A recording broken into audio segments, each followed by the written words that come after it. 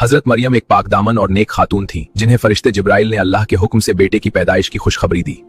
मरियम ने इस बात पर हैरत जाहिर की कि बगैर किसी मर्द के उन्हें बेटा कैसे होगा।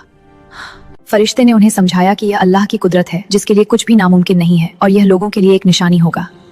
ईसा की पैदाइश बैतुल लहम में एक मौजिज़ाना तरीके से हुई। पैदाइश के बाद जब मरियम बच्चे को लेकर अपनी कौम में आई तो लोगों ने उन पर तोहमतें लगाईं। अल्लाह के हुक्म से नव मौलूद ईसा ने पालने में ही बात की और अपनी मां की बेगुनाही का ऐलान किया। ईसा ने कहा, मैं अल्लाह का बंदा हूं, उसने मुझे किताब दी है और मुझे नबी बनाया है।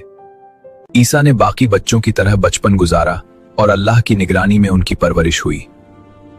जवान होने के बाद ईसा ने बनी इसराइल कौम में अल्लाह के दीन की तबलीग शुरू की। उनका मरकजी पैगाम तौहीद और नेक इखलाक की तालीम था। अल्लाह ने उन्हें कोढ़ियों और पैदाइशी अंधों को अपने हुक्म से ठीक करने का मौजिज़ा अता किया।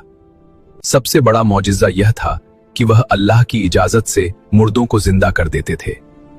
वह लोगों को गैब की बातें बताते थे, जैसे उन्होंने घर में क्या जखीरा किया है या क्या खाया है। ईसा के पास कुछ हवामी जमा हुए जिन्होंने उनकी पैरवी की और उनके पैगाम को फैलाया। हवामियों की दरख्वास्त पर ईसा ने दुआ की और अल्लाह ने आसमान से खाना भरा हुआ दस्तरख्वान नाजिल किया। उस वक्त के यहूदी सरदारों और उलमा ने ईसा की नबुव्वत को मानने से इनकार किया और उनसे हसद करने लगे। उन्होंने ईसा को कत्ल करने या सूली पर चढ़ाने की नापाक साजिश रची। जब यहूदी अपने इरादे में करीब करीब कामयाब हो गए तो अल्लाह ने बेहतरीन तदबीर की।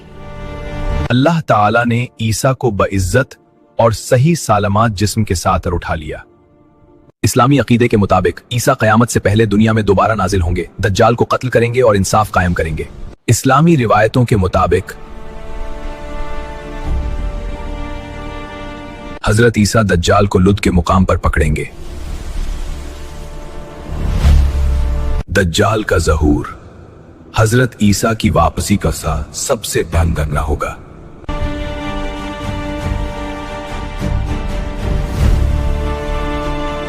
लोग इतने मालदार हो जाएंगे कि कोई ज़कात लेने वाला नहीं मिलेगा।